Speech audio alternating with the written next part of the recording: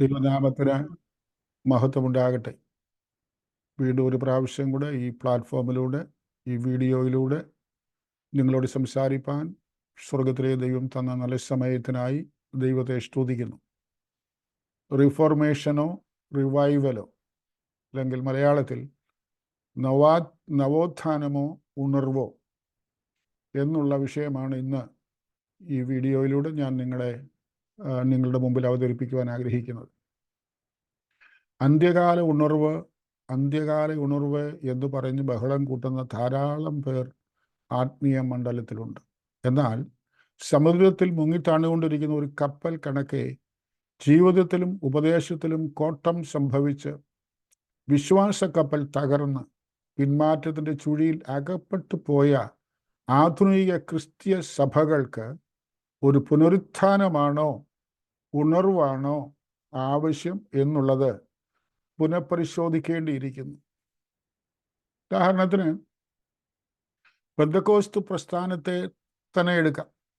1-ാം നൂറ്റാണ്ടിൽ യെരുശലേമിൽ ആരംഭിച്ച് പിന്നത്തേതിൽ ലോകവുമായി ഇടപഴകി അതിൻ്റെ തനിമ നഷ്ടപ്പെട്ടു പോയ ദൈവസഭയുടെ ഒരു പുനരേകീകരണമായിരുന്നു 20-ാം നൂറ്റാണ്ടിൻ്റെ പ്രാരംഭത്തിൽ അവിടെയായിരുന്ന നിലവിളിച്ചു പ്രാർത്ഥിച്ചവരുടെ മേൽ പകരപ്പെട്ട പരിശുദ്ധാത്മ പകർച്ചയും അതിലൂടെ ഉടലെടുത്ത ആത്മീയ മുന്നേറ്റം. അതോടുകൂടി ക്രിസ്തീയ ജീവിതത്തിൽ ഉണ്ടാകേണ്ട വേർപാട്, വിശുദ്ധി, അപ്പോസ്തോലിക ഉപദേശം, വിശ്വാസത്താലുള്ള നീതീകരണം, സത്യാരാധന തുടങ്ങിയ ഉപദേശങ്ങൾക്ക് ഊന്നലുണ്ടായി. അനേകർ വിഗ്രഹാരാധന, മരിച്ചവരോടുള്ള പ്രാർത്ഥന, മറിയോടുള്ള പ്രാർത്ഥന, മധ്യസ്ഥന്മാരോടുള്ള പ്രാർത്ഥന, അങ്ങനെ അങ്ങോട്ട് ദൈവസഭയുടെ ഇരുണ്ട കാലയളവിൽ അതിനുള്ളിലേക്ക് സാത്താൻ തിരികെ കയറ്റിയ ദുരുപദേശങ്ങളിൽ നിന്നും പാപപ്രവർത്തികളിൽ നിന്നും വേർപെട്ട് ദൈവവചനപ്രകാരമുള്ള ആരാധനാ രീതിയിലേക്ക് മാറി. കേരളത്തിൽ ഇതര സാമുദായിക സഭകളിൽ നിന്നും അകന്നവർ മുമ്പിലത്തെ പ്രാർത്ഥനകളെല്ലാം വെറും ജൽപ്പനങ്ങൾ മാത്രമായിരുന്നെന്നും എഴുതപ്പെട്ട ലിഖിതങ്ങളാണെന്നും ആവർത്തനങ്ങളാണെന്നും ഒക്കെ പറഞ്ഞ് ഒറ്റ കുതിപ്പിൽ എല്ലാം വിട്ടുകളഞ്ഞ കൂട്ടത്തിൽ കളയേണ്ടായിരുന്ന പലതും വിട്ടുകളഞ്ഞു എന്ന് വേണം പറയുവാൻ. കന്യാമറിയമ്മയോടുള്ള പ്രാർത്ഥന, വിശുദ്ധന്മാരോടുള്ള പ്രാർത്ഥന, മുകളിൽ പറഞ്ഞതുപോലെ തുടങ്ങിയ വേദവിരുദ്ധമായ പ്രാർത്ഥനകൾ ഒഴിച്ചാൽ ആ പ്രാർത്ഥനകളിൽ പലതും ആഴമായ അർത്ഥങ്ങളുള്ളതും ആരെയും സ്പർശിക്കുന്നതും ദൈവസാന്നിധ്യം നിറഞ്ഞു നിൽക്കുന്നതുമായ പ്രാർത്ഥനകളും ആരാധനകളുമായിരുന്നു. ദൈവമേ നീ പരിശുദ്ധനാകുന്നു, ബലവാനെ നീ പരിശുദ്ധനാകുന്നു എന്ന് 3 പ്രാവശ്യം ആവർത്തിച്ച് പറഞ്ഞാൽ അത് ജൽപ്പനമാകുമ്പോൾ, ഞാൻ ചോദിക്കട്ടെ, ഒരു പരിധിവരെ ആരാധനയിൽ പലയിടങ്ങളിൽ നാമും ജൽപ്പനങ്ങൾ അല്ലേ നടത്തുന്നത്? സ്റ്റീരിയോ ടൈപ്പ് അല്ലേ നമ്മുടെ ആരാധനാ രീതികൾ? 2 പാട്ടും കുറെ ബഹളവും അവിയൽ പ്രമാണത്തിൽ കുറെ കാര്യപരിപാടികളും നടത്തി എവിടെ നിന്നോ മോഷ്ടിച്ചു കൊണ്ടുവരുന്ന ഒരു നീണ്ട പ്രസംഗവുമല്ലേ എല്ലായിടങ്ങളിലും അല്ലെങ്കിലും മിക്കവാറും ഇടങ്ങളിൽ നമ്മുടെ ആരാധന എന്ന് പറയുന്നത്? പഴയ കൂറ്റുകാരും പുത്തൻ കൂറ്റുകാരും എന്ന് പറയുന്നത് പോലെ പുത്തൻ കൂറ്റുകാരായ പെന്തക്കോസ്ത് സഭക്കാർക്ക് അല്ലെ സഭകൾക്ക് വിട്ടുകളഞ്ഞതിന് പകരം മാന്യമായതും ഭക്തി നിർഭരം ആയതും അർത്ഥവത്തായതും ഏകീകൃതമായതുമായ ഒരു ആരാധനാക്രമം പുതുതായി ഉണ്ടാക്കിയെടുക്കുവാൻ കഴിയാതെ പോയി എന്ന് വേണം പറയാൻ. എല്ലാം തെറ്റിപ്പോയി. അതുകൊണ്ട് ഞാൻ ഉദ്ദേശിച്ചത്, നമുക്കെല്ലാം തെറ്റിപ്പോയി, അതുകൊണ്ട് മടങ്ങിപ്പോകണമെന്നോ വിട്ടത് തിരിച്ചെടുക്കണമെന്നോ എന്നല്ല ഞാൻ പറയുന്നതിൻ്റെ ഉദ്ദേശം. എന്നാൽ നമ്മുടെ ആരാധന രീതികളിൽ ആവശ്യമുള്ള ഇടങ്ങളിൽ മാന്യമായ മാറ്റങ്ങൾ വരുത്തുവാൻ ഇനിയും നമുക്ക് അവസരങ്ങളുണ്ട് എന്ന് മാത്രമാണ് ഞാൻ പറഞ്ഞു വരുന്നത്. പെന്തിക്കോസുകാർ പരിശുദ്ധാത്മാവിന്റെ പേര് പറഞ്ഞ് പുതിയ ആരാധനാ രീതികൾ അവലംബിച്ചെങ്കിലും അത് വേണ്ടതുപോലെ എല്ലാ ഏരിയയിലും പ്രയോജനപ്പെട്ടില്ല. പകരം നാഥനില്ല കളരി എന്ന് പറയുന്നത് പോലെ ഓരോരുത്തരുടെ ഇഷ്ടത്തിനൊത്തവണ്ണം ആരാധനകൾ നയിക്കപ്പെടുവാൻ തുടങ്ങി. പലയിടങ്ങളിലും വാലും തലയും ഇല്ലാത്ത രീതിയിൽ ആരാധനകൾ മുന്നേറി. പരിശുദ്ധാത്മാവിന്റെ പേരിൽ കുറെ അട്ടഹാസങ്ങളും പ്രകടനങ്ങളുമല്ലാതെ ആത്മാവിന്റെ നിറവോ നിയന്ത്രണമോ ആരാധനയിൽ വെളിപ്പെടുന്നുണ്ടോ എന്നുള്ളതൊരു ചോദ്യമാണ്.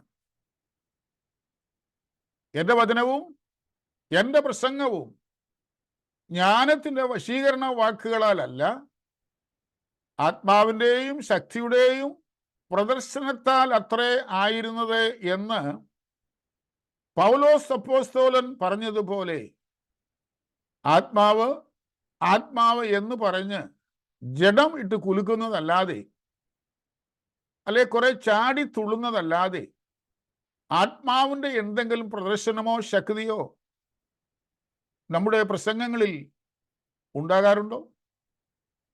പകരം നിങ്ങൾ കൂടി വരുമ്പോൾ ഓരോരുത്തരും സങ്കീർത്തനമുണ്ടെന്ന് പറഞ്ഞ് കയ്യിൽ കിട്ടുന്ന ഏത് സങ്കീർത്തനവും വായിച്ച് വേണ്ടി വന്നാൽ നിന്റെ കുഞ്ഞുങ്ങളെ പിടിച്ച് പാറയിൽ അടിച്ചു കളയുന്നവൻ ഭാഗ്യവാൻ എന്നെഴുതിയിരിക്കുന്ന സങ്കീർത്തനം പോലും വായിച്ച് ശത്രുസംഹാരം നടത്തുകയും ആത്മസാന്നിധ്യം ഇറക്കുകയും ചെയ്യുന്ന ശുശ്രൂഷകന്മാർ. നിങ്ങൾ കൂടി വരുമ്പോൾ ഓരോരുത്തരും പ്രബോധനമുണ്ടെന്ന് പറഞ്ഞ് എഴുന്നേറ്റ് നിന്ന് അതും ഇതും പറഞ്ഞ് സമയം മെനക്കെടുത്തുന്ന പ്രബോധകർ.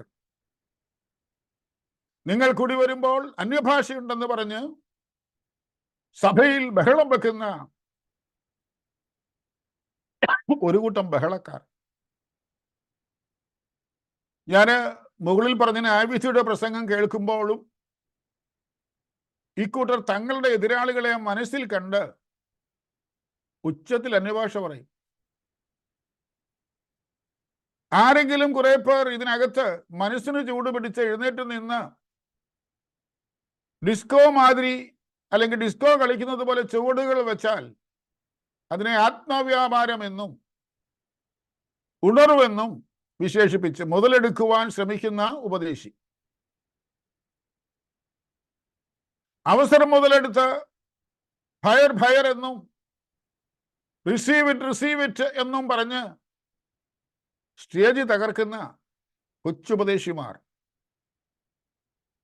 ദൈവസഭയുടെ ആരാധനയിൽ കൃപകളും കൃപാവരങ്ങളും ഒന്നും വേണ്ട, അല്ലെങ്കിൽ അതൊന്നും ഉണ്ടാകത്തില്ല എന്നല്ല ഞാൻ പറഞ്ഞു വരുന്നതിൻ്റെ താല്പര്യം. കൊരിന്ത്യർക്ക് എഴുതിയ 1-ാം ലേഖനം 12-ാം അധ്യായത്തിലും 14-ാം അധ്യായത്തിലും മറ്റും പറയുന്ന സകല കൃപകളും കൃപാവരങ്ങളും ദൈവസഭയിൽ ഉണ്ടാകണമെന്ന് ആത്മാർത്ഥമായി ആഗ്രഹിക്കുകയും പ്രാർത്ഥിക്കുകയും ചെയ്യുന്ന ഒരാളാണ് ഞാൻ. എന്നാൽ അതിൻ്റെ ഉപയോഗങ്ങളെയും പരാജയവശങ്ങളെയും മാത്രമാണ് ഇവിടെ വിമർശിക്കുന്നത്. അടുത്തതായി പത്രോസിനെ പോലെയുള്ള മുക്കുവന്മാരെ ആയിരുന്നു, വലിയ വിദ്യാഭ്യാസമൊന്നുമില്ലാത്തവരെ ആയിരുന്നു കർത്താവ് തിരഞ്ഞെടുത്ത് ശിഷ്യന്മാരാക്കിയതെന്ന് പറഞ്ഞ് വിദ്യാഭ്യാസവും വിവരവുമില്ലാത്ത, കുറെ കൂടി പറഞ്ഞാൽ വിളിയും തെരഞ്ഞെടുപ്പും ഇല്ലാത്ത പലരെയും സഭയുടെ ശുശ്രൂഷകന്മാരായി അംഗീകരിക്കുവാൻ തുടങ്ങിയതോടുകൂടെ ദൈവസഭയുടെ ഗുണനിലവാരത്തിന് കോട്ടം സംഭവിക്കുവാൻ തുടങ്ങി. ഇന്ന് സുവിശേഷകന്മാർ എന്നൊരു കൂട്ടർ ഇല്ലാത്ത ഏക സഭാവിഭാഗം പെന്തിക്കോസുകാരാണെന്ന് തോന്നുന്നു. അതിൽ എല്ലാവരും പാസ്റ്റർമാരാ. സുവിശേഷകന്മാർ നന്നേ കുറവ്.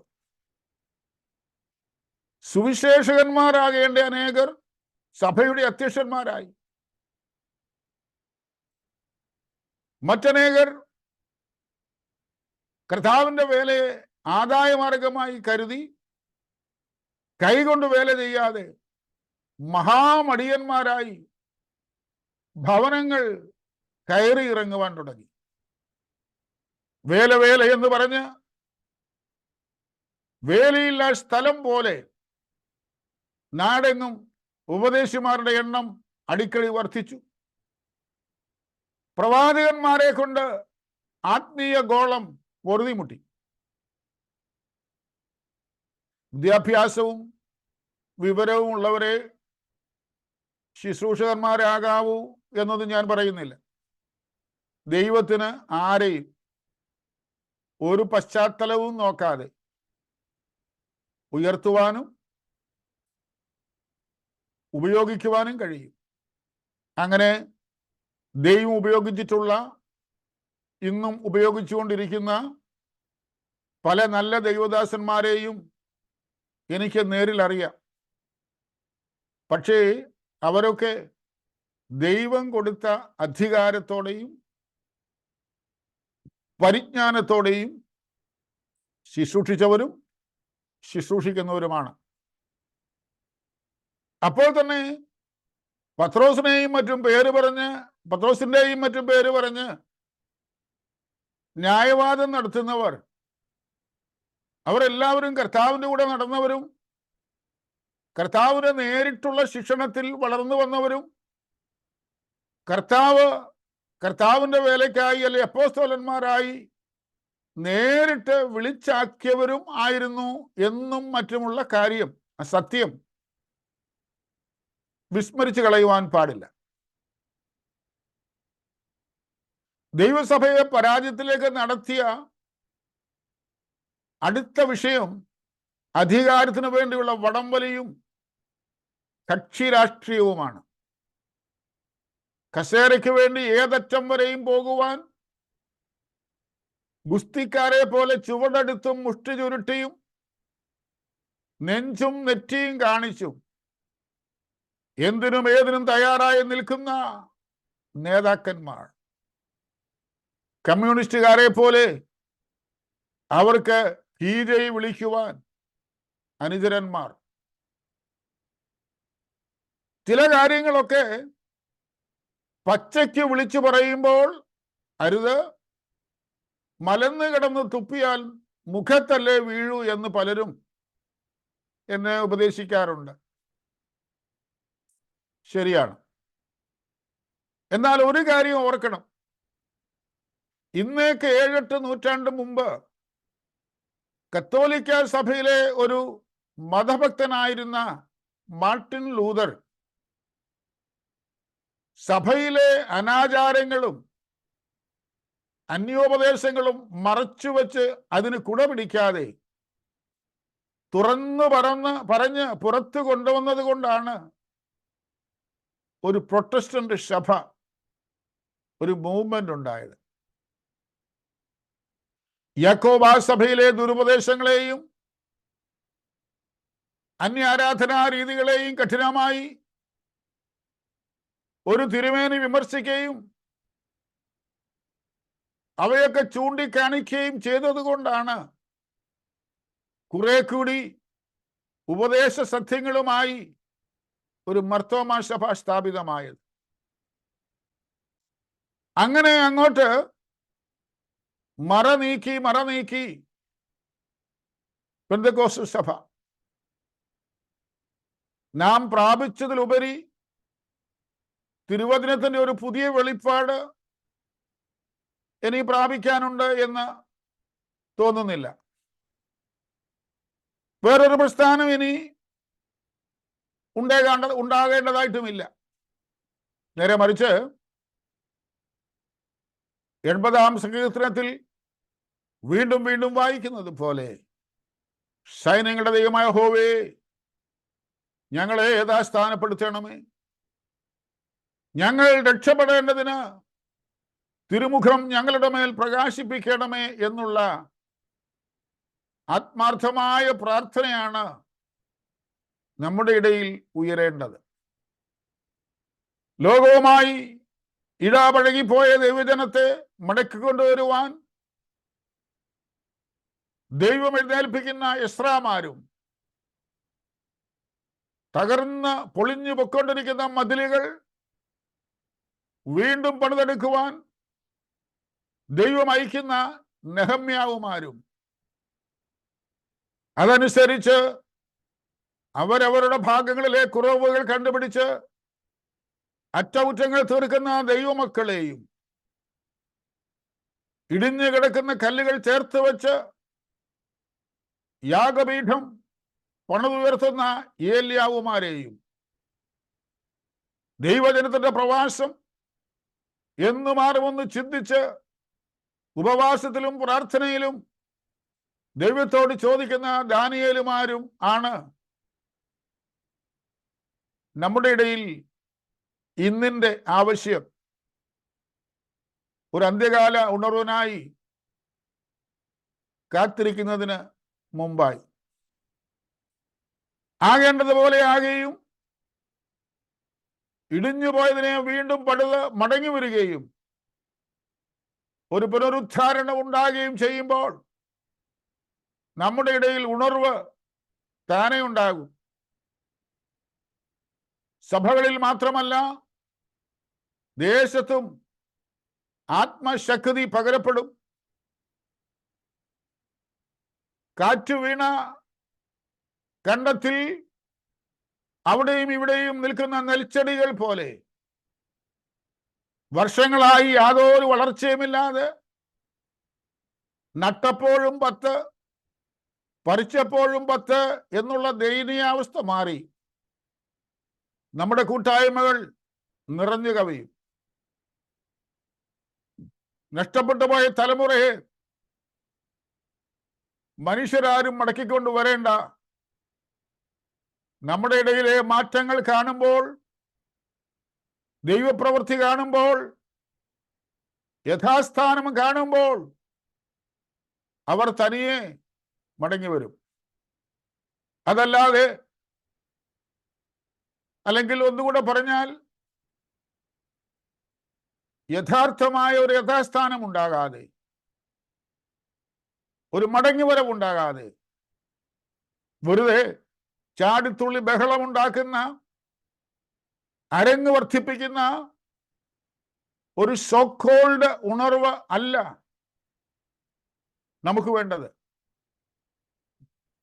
ഇന്നത്തെ ഈ അവസ്ഥയിൽ ആണ് മുമ്പോട്ട് പോകുവാൻ, വീണ്ടും മുമ്പോട്ട് പോകുവാൻ ഭാവിക്കുന്നതെങ്കിൽ, അങ്ങനെയാണ് മുന്നോട്ട് പോകുന്നതെങ്കിൽ, പ്രതീക്ഷിക്കുന്ന രീതിയിൽ ഒരാത്മീയ ഉണർവ് ഉടനെ എങ്ങും ഉണ്ടാകുമെന്ന് തോന്നുന്നില്ല.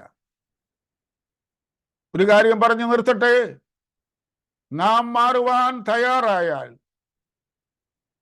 മാറ്റം വരുത്തുവാൻ ദൈവം ശക്തൻ. കർത്താവ് എല്ലാവരെയും അനുഗ്രഹിക്കട്ടെ. Thank you and God bless.